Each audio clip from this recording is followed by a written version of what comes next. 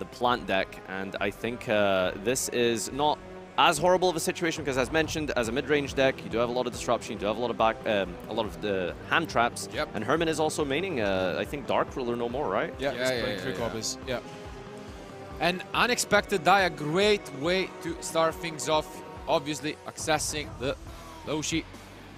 Yeah, this is the 1-card combo of the deck, the small little Loci Seed blooming into a full field of disruption, negates as well as bounces and protection.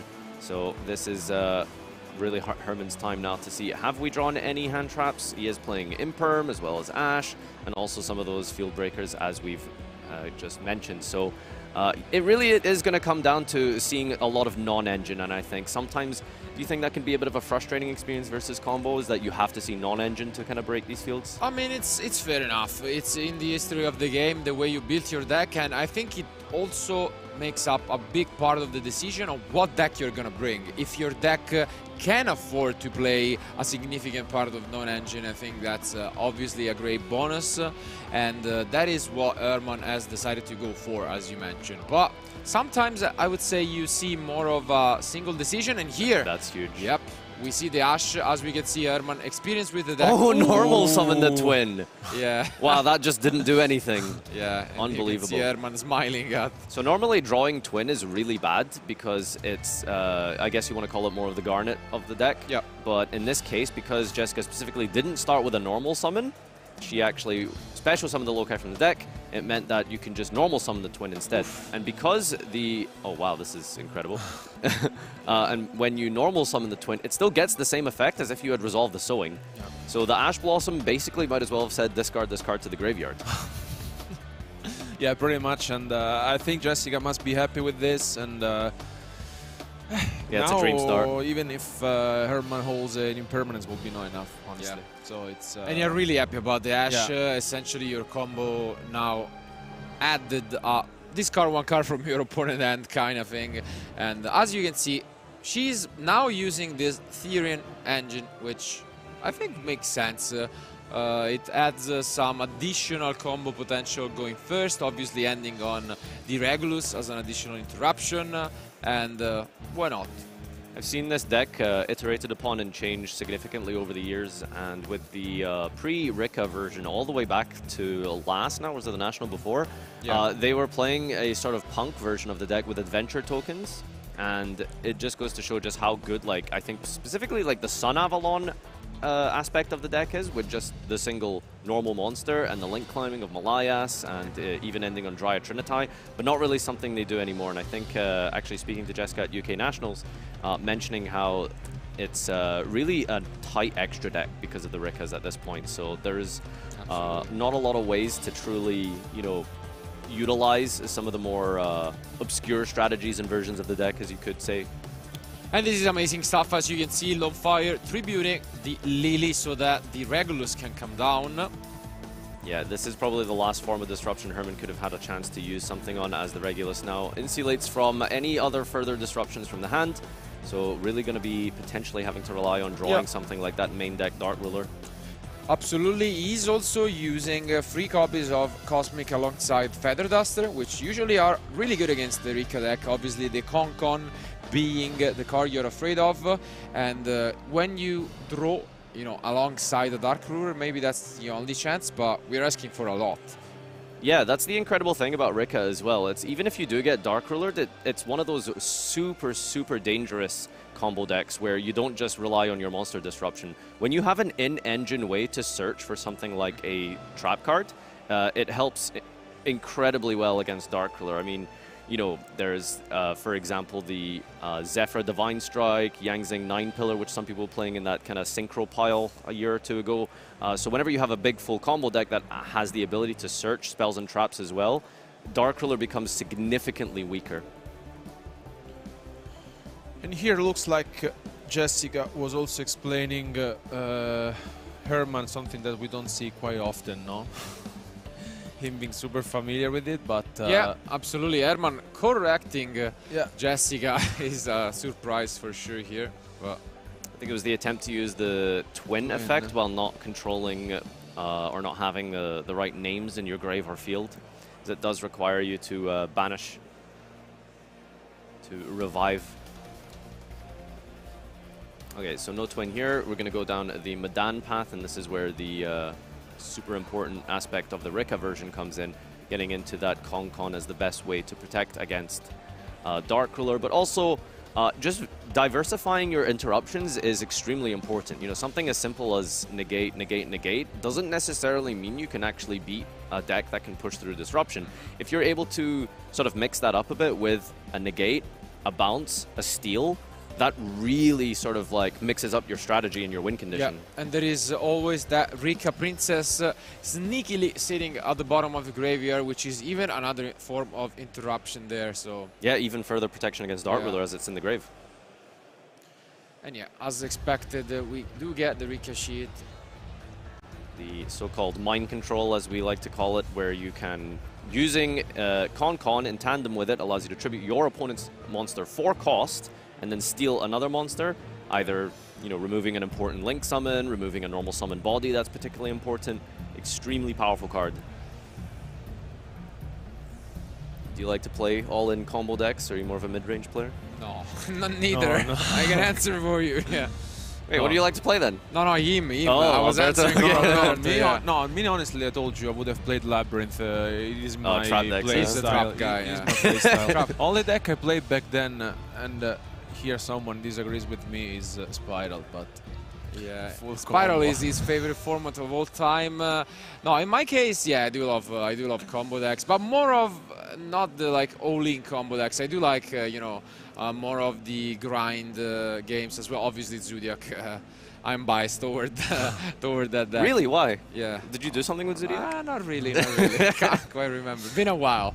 All right, drawing for turn here. Herman has actually picked up a really important card. It's Gozen Match. Yeah. Ooh, but actually just 2 face downs and play is back. But as you mentioned, Gozen. Wow. So, prompting a Regulus negate here for sure. And the question is, do we have something else to pair with this? Because actually, does this matter? Because Regulus negates effects, so you can't do anything about it, can you? Yeah, absolutely. It's gonna resolve, incredible. And it's gonna be Herman making Alberto happy and cosplaying Labyrinth. Oh, wow! Never mind. No way. What? A link arrow pointing. So there's a lot of ways to keep pushing through disruption, and it's just a question of, will Jessica see one of those potential blowout cards like Droll and Lockbird? There's a lot of one-card interactions with Marincess. Let's see what Herman has here. Looks as if it's a 5-monster end from Herman. All right, big summon here. So Pascalas effect is able to special summon from the hand, just getting more bodies onto the field. And I think at this point, Jessica might not actually be as familiar with Marincess as Herman is with Rikka. So a little bit of an advantage in that department for Herman, and he's drawn Spring Girl. Spring Girl, a really important card as well that I want to talk about, because we've mentioned a lot about the time manipulation of life points. That's very important in a large-scale tournament. Spring Girl is one of those cards that does allow you to manipulate that way. So what it does is it sends cards equal to the number of Marincess monsters you control, and then you mill off the top of your deck, and if you hit any Marincess card, it burns for 200 damage for each. So if you just start Marincess, Spring Girl, Link, you mill 1. But typically in time, you know, you want to like spread out as many Marincess monsters as possible. Hits none here. Unfortunately, a whiff. Yeah. So not too relevant, it's okay. But Spring Girl does get added back to the hand by the Blue Slug. At this point, you are now locked into water monsters with the effect of Blue Slug. There's a really cool interaction that I'm not sure if a lot of people have been aware of recently, but there's a new card, a Link 4 monster, Zelantis. Okay, Imperm comes down here. Not actually too bad. As you can see here, Herman gets to keep going. So Zelantis is a really good go second tool for Marincess, because what it does is Zelantis banishes all monsters on the fields and then immediately special summons them back. But when you waterlock yourself with Slug, you are the one special summoning your opponent's monsters. So if your opponent is not on a water deck, they stay banished. So it just acts as like a dark hole that banishes. It's a really powerful card that's been added to the arsenal of Marincess. And it looks like here, once again, we have been discussing this a lot this weekend. If Jessica is not familiar with Herman's deck, maybe that impermanence will not be enough, but we will soon find out. Honestly, here I think it's one of the key factors entering an event like Herman's deck. and I think it will be one of the main reasons why not only is now sitting on an 8-1 record, but you know, he has his chance to basically advance even further into the event. So this infinite impermanence that Jessica used, if that's her only disruption, then that was probably correct to use it on specifically the search of either the field or the Marincess dive. But again, Marincess can play through sort of the softer hand trap disruptions as we've seen here. And this is one of the newer support cards. It's Coral Triangle, has 2 incredible effects. So Marincess actually now gets to search the I like to call it the widow anchor of the deck. Yeah, shout outs to Striker. But yeah, Marincess Wave is now searchable because of the new addition of Coral Triangle. Simply by sending a water you control from your hand to the graveyard, you can actually tutor this out of your deck. And also, if your opponent does break your field, Coral Triangle has an incredible grave effect, where you can banish to special summon link up to link 3 ratings from your graveyard. So it gives you a lot of follow-up as well. We could see the Argonaut. Let's see, he has a couple of options. So it's a little bit rough here with the Argonaut not going to be able to negate any spells and traps, I think. Yeah, okay, that's why we go for the draw, So typically what you want to do in Marincess is end on Argonaut, which basically negates a spell and trap that your opponent uses, and then it special summons one of the equips. But because Jessica correctly so infinite impermanenced on the other link one, the Searcher, that meant that Herman wasn't able to get to the field spell, which then equips onto the Argonauts, which is actually better to go into Bubble Reef, because during the standby phase, you can banish a water monster to draw a card. So giving you more cards after deck thinning is really powerful in a mid-range deck, as you can start digging for those all-important hand traps, especially against Rikka. Yep. Wow, no back row. No Poison match, and that's the only card on the field from Herman for what was, it seems like a very impactful impermanence. Yeah, doing quite an important job there by stopping the field spell, but Bubble Reef does dig for another card here, and the question is, does Herman have enough from the hand? We know that there's a Marincess Wave that's been searched out. Wave is, you know, surprisingly not just as simple as a effect negate. It's actually going to be quite hard to out Bubble Reef, as its attack points should be 38 or something. It's quite large at this point. But also Marincess Wave has the effect that it makes your Marincess monsters unaffected for the turn. So not only do you negate a card that your opponent controls, you can make your Marincess monster unaffected. So even if Jessica does set up a big field, it's going to be quite hard to out simply the Bubble Reef. Yeah. Ooh, never mind. Okay. Never mind. All right, we'll just get attributed for cost. Yeah. The one of, by the way. Wow. Oh, very good. Really? Oh, wow. What up, Kurikara? And that's an amazing start. And most importantly here as well, that Herman did search out the Marincess Wave, which has now been turned off. Oof. And the Glamour. This could be a quick one if Herman doesn't have any other end traps. This could be a brutal start of this game too, for what is a 3000 attack Kurikara now on the field, and yeah, don't need a lot here to finish this off. Rikka Princess hitting the field. We can probably count how many summons at this point for Herman, as that might be one of the most powerful ways he has to stop this. We're on summon number 3 as Medan activates.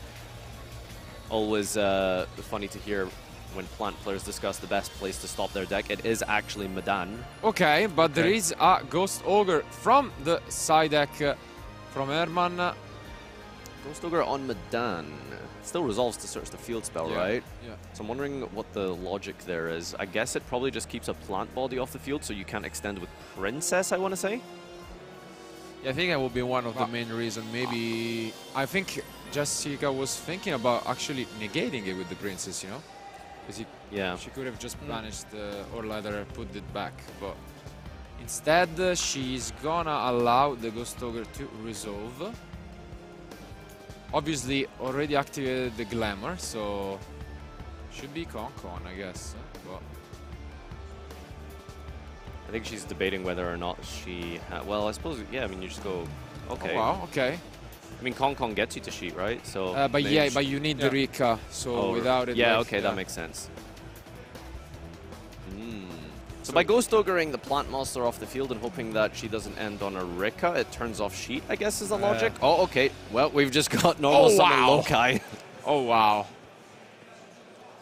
Oh, that's this is actually amazing. Yeah, this is powerful. All right, so we're going to search out Sowing, activate. Does Herman have an Ash Blossom for this? Nope, he does not. And I mean, I think most of the end from Herman is actually known because, yeah, there is an handshake. Oh, that's it. A quick 2-0 from Jessica.